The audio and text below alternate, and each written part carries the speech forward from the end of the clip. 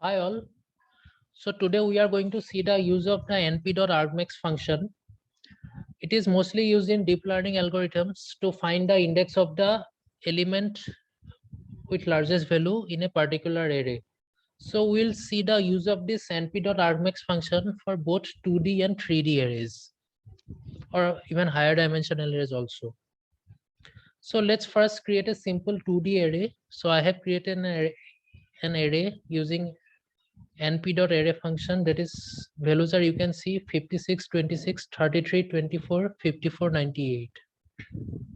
So it's a two-dimensional array with 3 rows and 2 columns. So let's apply the np.argmax function along axis is equal to 0. So what does axis is equal to 0 means for two-dimensional arrays? Here what happens, the values will be iterated column wise. Like you can see there are 2 columns, so there will be 2 values, and it will give us the index of the largest values in both the columns. So in the first column, the largest value is 56. In Python, the indexing starts with 0.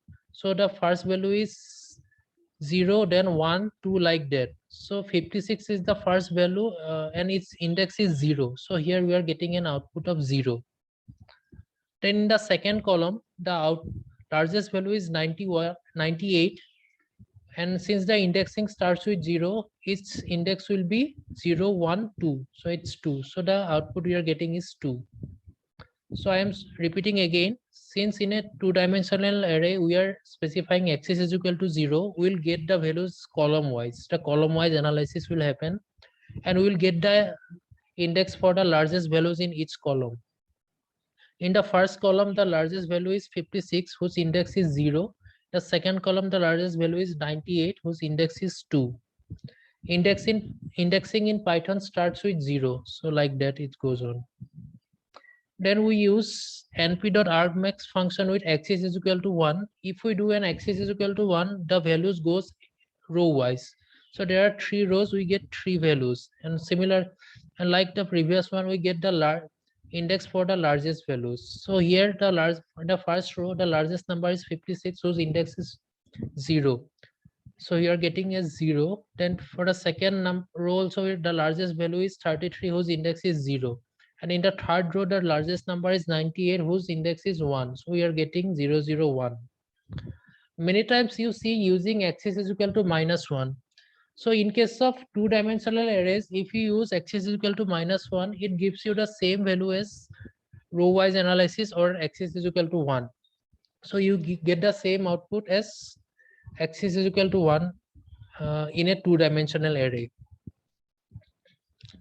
So let's go for a higher dimensional array. So we have created a higher dimensional array, that is C. It's a three-dimensional array. So let's use the let's see how you apply np.argmax into higher dimensional arrays. So here, if you want to do a analysis which is row wise, we need to specify axis is equal to 1, axis is equal to 2 or -1. So when we do axis is equal to 2, you are getting the values row wise. Like you see in the first row, the largest value is 0. So here we are getting an output of 0. In the second row, you are seeing the largest value is 33. So you are getting its corresponding index, it is 0. In the third row, you see it is 60, largest value is 69, whose index is 1. Similarly, in the next subsequent rows, you see 71 is the largest value, whose index is 1. 98 is the largest value, whose index is 1. Then 65 is largest value, whose index is 0.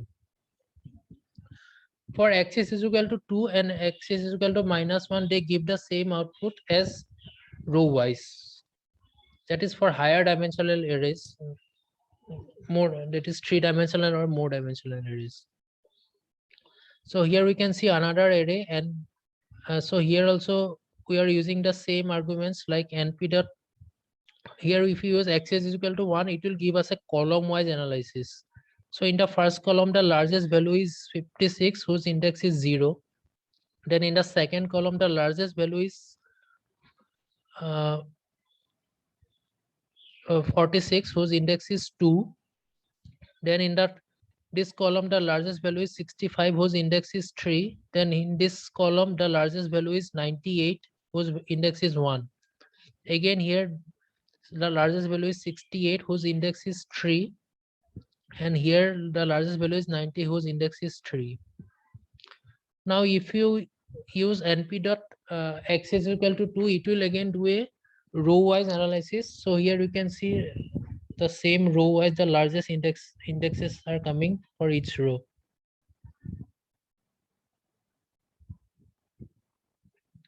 Now we are taking another array which is into 3-dimensional but 4-4-4-2 shape. So here if we do x is equal to 1, again we are getting the column wise analysis. So we are getting the index, largest index for each set of values for each column. And again, if you do x is equal to 2, you get the values row wise for each row, like 0.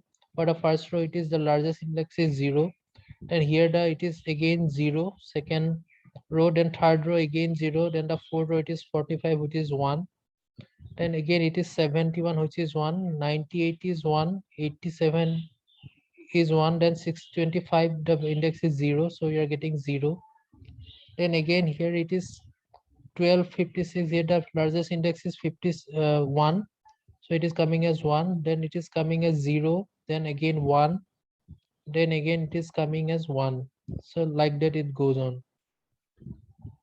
So you can see there are many arrays we have created. So here also x is equal to 1. If you do, then it gives us the values column wise. So for each column they are giving the largest index. You can write this, create these arrays in your own Jupyter notebook or Google Colab and practice like how whether the values are coming. You can experiment with different sets of values and see how whether the outputs are coming or not according to your understanding. So again, we are doing an x is equal to -1. So you are getting the values row wise. This is x is equal to -1 row wise is coming only for 3-dimensional or higher dimensional arrays. So this is row wise, the iteration is going on. For each row, they are giving the values like that. So that's all for today's session. So please like, share, and subscribe to this channel. We'll be coming with more such videos where we'll be explaining the concepts of Python and data science. Thanks.